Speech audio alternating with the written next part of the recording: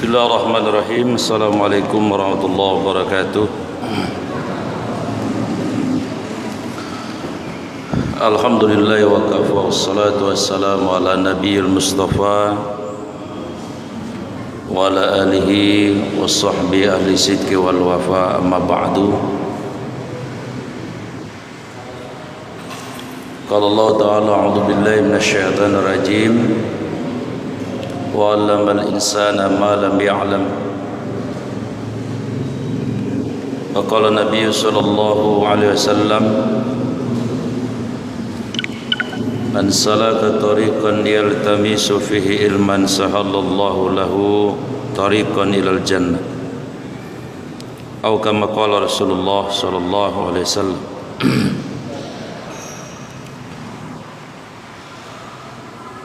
Tuan DKM dan pengurus yang Allah muliakan, jamaah maghrib yang Allah cintai, alhamdulillah kita dipertemukan oleh Allah di pertengahan bulan Sya'ban. Semalam nisfu Sya'ban ya. Ada yang nanya di WA, Ustadz, Sya'ban itu ada apa sih? Saya jawab, setidaknya ada 3 S.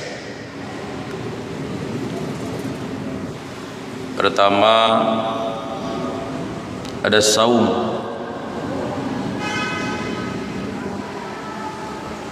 Bagi yang hobi saum, maka puas-puasin di bulan Sya'ban ini. Bunda Aisyah radhiyallahu anha menyampaikan bahwa hampir 1 bulan penuh Nabi saum sunnah.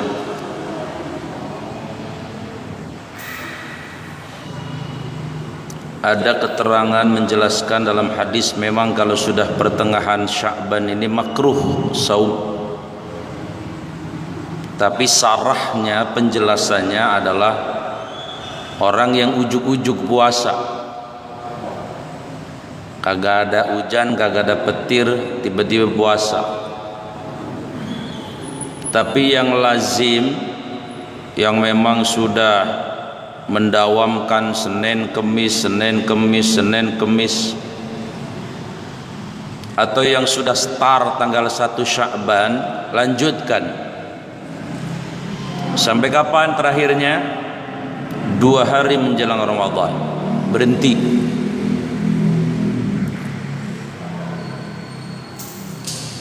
Saya menyimpulkan,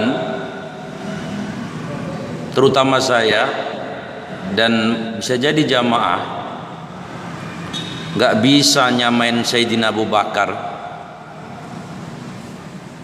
Sayyidina Abu Bakar itu pernah ditanya oleh Nabi selesai sholat jamaah, siapa yang hari ini sudah sedekah? Kata Sayyidina Abu Bakar, saya. Yang hari ini saum, saya. Yang hari ini sudah menjenguk orang sakit, saya. Yang hari ini membawa harta untuk diinfakkan, saya. Yang hari ini sudah istighfar begitu banyak, saya. Semua dikerjakan Sayyidina Abu Bakar. Maka tadi saya bilang, potongan saya mah gak bakal nyampe ke situ. Syukur alhamdulillahnya ada hadis yang bunyinya, khairul amwal adwamuha wa in qalla. Sebaik-baik amal itu adalah yang istiqomah walaupun dari aspek kuantitatif jumlah tidak banyak. Apa maknanya? Dikaitkan dengan Sya'ban. Maka tadi saya bilang, yang hobi saum silahkan lanjutkan sampai 2 hari menjelang Ramadan. Tadi saya bilang, pintu surga itu banyak. Dalam satu riwayat disebut pintu surga itu ada 70-an. Satu pintu surga ada 70 pintunya. Satu pintu ada 70 kamarnya. Bayangkan ya, laki-laki beriman nanti di surga, istrinya bukan main. Ada satu pintu namanya Babur Rayyan. Itu bukan kita nyari pintu itu nanti, tapi pintu itu akan nyari kita. Nyari siapa? Yang hobi saum. Yang hobi saum. Maka saya mengajak saya ini sama yang sudah para senior, terutama Pak Haji, Abah Dana ya.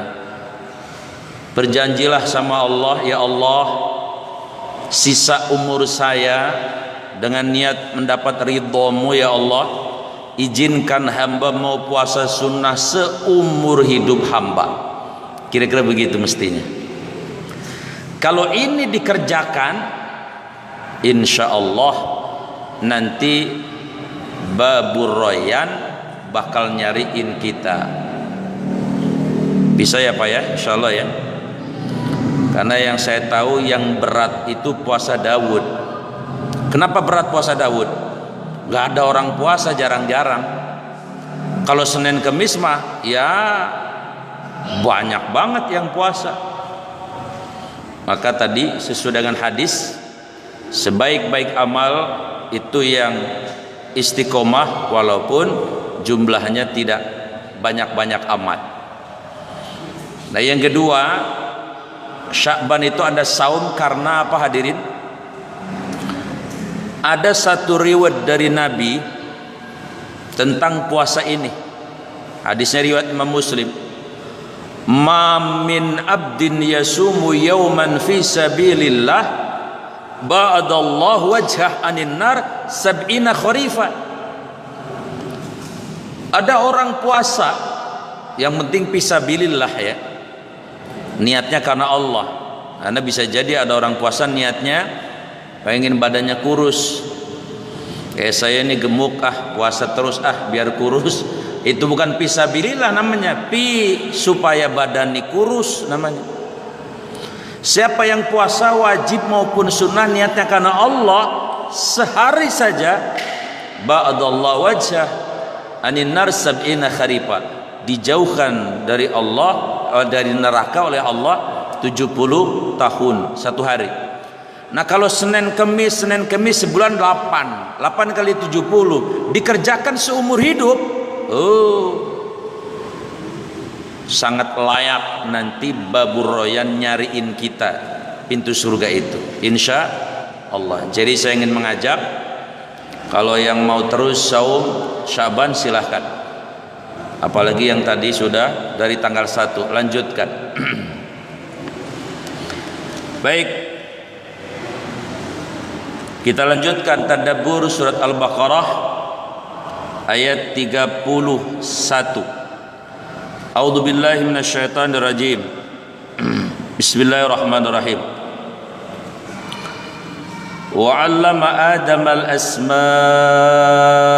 kullaha thumma 'aradahum 'alal malaikati faqala anbi'uni bi asma'i haula'i in kuntum shadiqin. Arti bebasnya, dan ingatlah ketika Tuhanmu berfirman, dan dia ajarkan kepada Nabi Adam, dia Allah mengajarkan kepada Nabi Adam nama-nama benda semuanya. Kemudian dia perlihatkan kepada para malaikat seraya berkata atau berfirman, sebutkan kepadaku nama semua benda ini jika kamu termasuk orang yang benar atau golongan yang benar. Ayat ini mengandung dua pengertian. Yang pertama, wa 'allama Adama al-asma'a kullaha. Allah mengajarkan nama-nama kepada Nabi Adam. Yang diajarkan apa? Pertama adalah nama-nama anggota al-a'dha'ul jism, nama-nama tubuh. Jadi yang menyebut tangan ini yadun itu Allah, diajarkan kepada Nabi Adam. Ternyata sampai hari ini tangan itu bahasa Arabnya yadun. Yang kedua, Allah mengajarkan apa? Mengajarkan al-asma haulah, nama-nama di sekitar Nabi Adam. Jadi Allah mengajarkan al-ma itu air kepada Nabi Adam. Nabi mengajarkan, Allah mengajarkan syajaratun, pohon, kepada Nabi Adam. Allah mengajarkan at-turab, itu tanah, dan seterusnya. Kemudian yang kedua, ayat ini menegaskan bahwa cara Allah menyampaikan wahyu itu memang banyak macamnya. Para ulama membagi menjadi 7. Jadi cara Allah menyampaikan wahyu kepada Rasulnya itu ada 7 macam. Yang pertama, wahyu itu sampai dengan cara bi ru'yatis shadiqah, dengan mimpi yang baik. Ini pernah dialami oleh Nabi Ibrahim dalam surat As-Saffat ayat 102 tentang kurban itu. Ya bunayya, wahai ananda, ini sesungguhnya aku melihat fil manam, dalam mimpi, anni sesungguhnya aku, kata Nabi Ibrahim, adbahuka, menyembelihmu, fangdur madza tara, coba perhatikan bagaimana pendapatmu. Jawabnya Ismail gimana? Ya abati, wahai ayah, if'al, kerjakan, matu'mar, apa yang Allah perintahkan, satajiduni insyaallah minas sabirin, niscaya ayahanda dapati ananda termasuk orang yang sabar. Wahyu ini melalui ru'yah shadiqah, melalui mimpi kepada Nabi Ibrahim. Yang kedua, ada wahyu itu disampaikan oleh Allah kepada Rasulnya melalui perantaran malaikat Jibril dengan cara membisikkan ke dalam hatinya Rasul-Rasulnya. Itu yang kedua. Yang ketiga, wahyu itu sampai kepada para Rasul termasuk Nabi Adam ini adalah dengan cara melalui perantaraan Jibril, tapi Jibril tasyabbuh, berubah bentuk menjadi seorang laki-laki. Dan ini juga dialami oleh Nabi Muhammad. Dan para sahabat bahkan sempat pernah melihat dalam hadis apa itu yang menjelaskan tentang iman, Islam, iman dan ihsan. Jadi kalau ada kisah tentang misalnya ada pengemis di jalan, Pak, lalu nggak kenal kita dengan pengemis itu, tiba-tiba dia datang, tiba-tiba dia ada, bentuknya laki-laki, bisa jadi malaikat, tetapi dia tidak menyampaikan wahyu, karena yang berbentuk laki-laki dan menyampaikan wahyu hanya kepada para rasul saja. Tapi malaikat memang diberi fasilitas oleh Allah bisa berubah. Yang keempat, cara wahyu sampai kepada para rasul adalah dengan berbentuk lonceng yang gemerincing luar biasa. Ini dialami oleh Nabi Muhammad.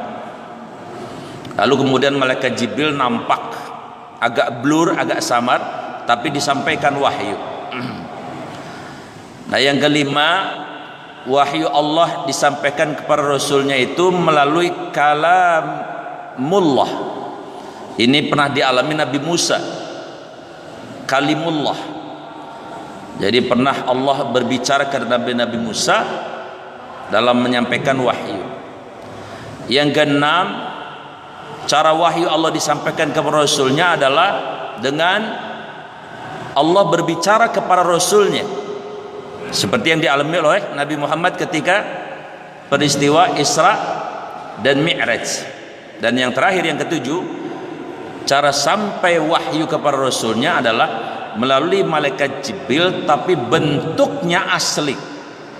2 kali Nabi Muhammad pernah mendapati malaikat Jibril dalam bentuk yang asli, ya. Salah satunya ketika peristiwa Isra dan Mi'raj. Sedangkan Nabi Adam ini, wa 'allama Adam al-asma, Allah berbicara kepada Nabi Adam, mengajarkan langsung ilmu yang dijelaskan di sini, menyebutkan nama-nama benda di sekitar yang ada di Nabi Adam tadi.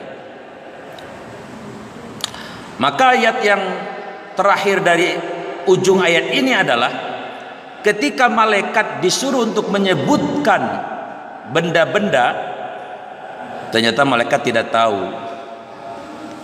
Malaikat tidak tahu. Allah menantang malaikat, bukan menantang, Allah mempersilahkan malaikat dengan kalimat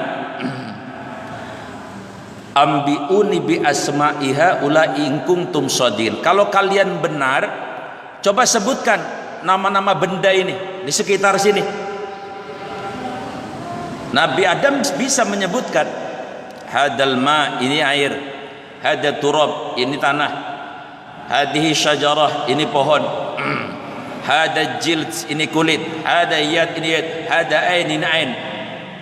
Tapi anehnya ketika malaikat disuruh oleh Allah, coba sebutkan benda-benda itu, maka jawabannya di sini ayat 31-nya. Qalu, malaikat berkata, subhanaka la ilma lana illa ma'allamtana innaka antal alimul hakim. Mereka menjawab, para malaikat, maha suci engkau ya Allah, tidak ada yang kami ketahui akan sesuatu selain apa yang telah kau ajarkan kepada kami. Sungguh engkaulah yang maha mengetahui dan maha bijaksana. Apa kesimpulan ayat ini? Ibu bapak yang saya muliakan, ilmu itu di dalam Islam setidaknya ada 5 macam. Ini kesimpulannya, ya.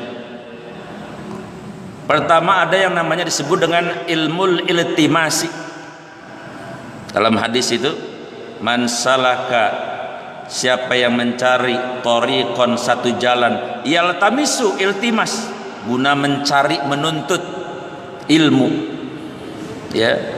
Yaltamisu fi ilman sahalallahu lahu tariqon ilal jannah, maka Allah akan mudahkan dia nanti menuju atau mendapatkan surga. Jadi iltimas harus dicari. Kalau pengen tahu ilmu fikih tentang Ramadan, ya harus hadir di majelis yang dijelaskan tentang fikih Ramadan. Iltimas. Yang kedua, ada yang namanya ilmu itu adalah berbentuk ilham. Fa alhamaha fujuraha wa taqwaha. Dan Allah ilhamkan ketakwaan dan kefujuran kepada kita manusia. Ilham. Contoh, ibunda Nabi Musa alaihissalam itu bingung. Semua anak bayi waktu itu dibunuh oleh Raja Fir'aun. Bagaimana caranya supaya Nabi Musa itu selamat bayinya? Maka Allah mengilhamkan kepada ibunda Nabi Musa untuk membuat perahu kecil, dan kemudian Nabi Musa diletakkan lalu diarungkan di sungai Nil. Itu ilmu berbentuk ilham. Yang ketiga, dalam Islam ada namanya ilmu laduni. Apa laduni? Nyarinya sih nggak serius, tapi dapatnya banyak. Ini namanya laduni. Biasanya yang kayak gini nih ceritanya banyaknya di pesantren.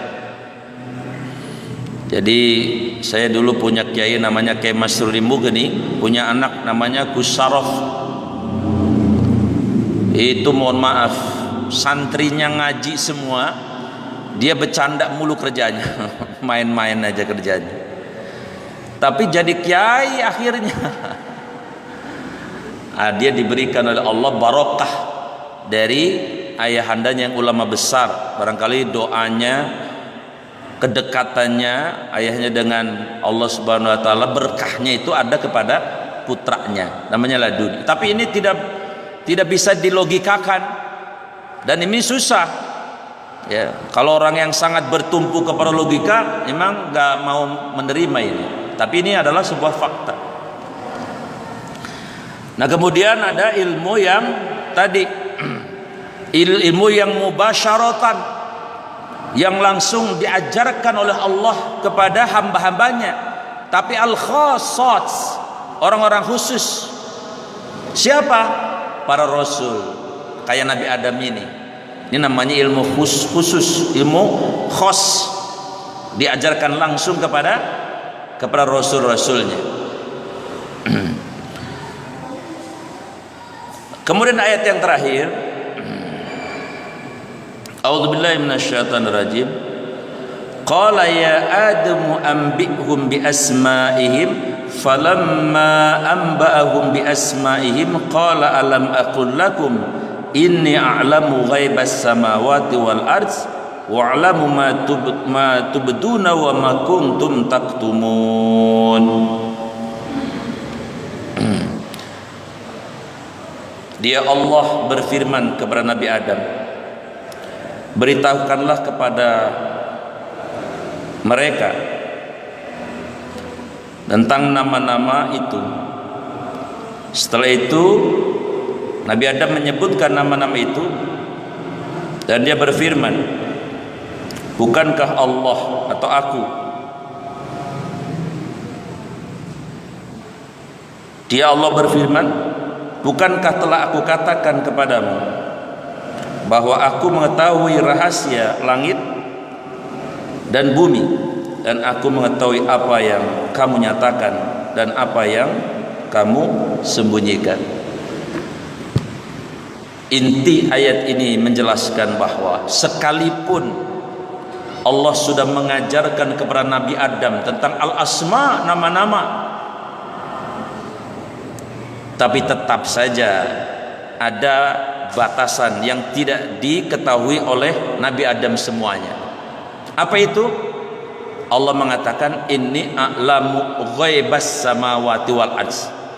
Perkara-perkara yang gaib, ada yang tidak diketahui atau tidak diberitahu Allah, walaupun kepada rasulnya. Maka kalau dibaca di surat Al-An'am itu, ayat yang pertama bunyinya apa? Wa indahu mafatihul ghaibi, wa indahu, dan hanya pada sisi Allah saja. Mafatihul ghaibi, perkara-perkara yang gaib, la ya'lamuha illa huwa, tidak ada yang tahu perkara yang gaib itu kecuali Allah. Sekalipun Rasul, apa contohnya Rasul tidak tahu? Bahkan Nabi Muhammad tidak tahu. Nabi Adam nggak tahu, Nabi Muhammad juga tidak tahu. Contohnya adalah surat Luqman ayat 34. Ya. Innallaha, sesungguhnya Allah, indahu, hanya pada sisi Allah, ilmu, rahasia atau pengetahuan atau ilmu, as-saah, datangnya hari kiamat. Jangankan Nabi Adam, Nabi Muhammad saja nggak tahu. Maka tadi Allah mengatakan, inni a'lamu ghaibas samawati, sekalipun aku sudah ajarkan pengetahuan kepada para rasul, tetap ilmu manusia hanya setetes dibandingkan dengan ilmu Allah. Bahkan malaikat tadi sudah mengakui, kami tidak mengetahui kecuali engkau ajarkan kepada kami. Para rasul pun sama, mereka tidak mengetahui kecuali diberitahu oleh Allah Subhanahu wa taala. Kalau ada hadis yang bunyinya begini misalnya, sayati ummati zamanun, ada hadis riwayat Imam Muslim ya, sayati ummati zamanun, akan datang menimpa umatku satu zaman. Ini hadis. Lalu Nabi menyebutkan keadaan umatku pada saat itu, dinuhum dinaruhum, agama mereka adalah uang. Kan Nabi belum lahir, Nabi sudah ada, tapi kan Nabi nggak tahu zaman itu akan terjadi. Diberitahu oleh Allah, karena wa ma yantiqu anil hawa in huwa illa wahyu yuha. Tidak ada yang diucapkan Nabi kecuali adalah wahyu. Iya, ada yang diberitahu, tapi juga ada yang tidak tahu.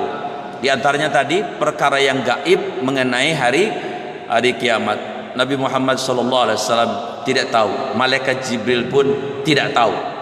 Yang tahu hanya Allah. Bahkan di ayat itu di surat Luqman 34 tidak hanya kiamat. Yang kedua, ya'lamu ma fil arham, yang terjadi pada rahim seorang perempuan pun Nabi pun tidak tahu, karena itu rahasia Allah saja. Kemudian yang ketiga, wa matadri nafsum ma taksibu ghadan, tentang nasib Nabi pun tidak tahu, karena itu hanya Allah saja yang tahu. Kemudian yang keempat, wa matadri nafsum fi ari'adin tamut, tidak ada satupun manusia yang tahu di bumi mana dia mati. Nabi pun tidak tahu, kecuali yang diberitahu.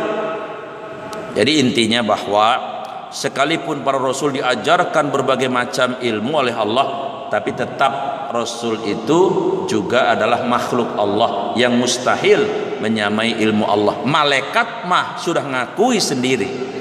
Nah, apalagi kita pelajarannya, apalagi model kayak saya cecerek begini. Harus banyak-banyak istighfar, banyak-banyak mengatakan wallahu a'lam bishawab, dan hanya Allah lah yang tahu. Banyak-banyak mengatakan bahwa subhanaka la ilma lana illa ma'alamtana. Andai 7,8 miliar ilmu manusia sekarang dikumpulkan, hanya setetes saja, yang lainnya nggak ngerti.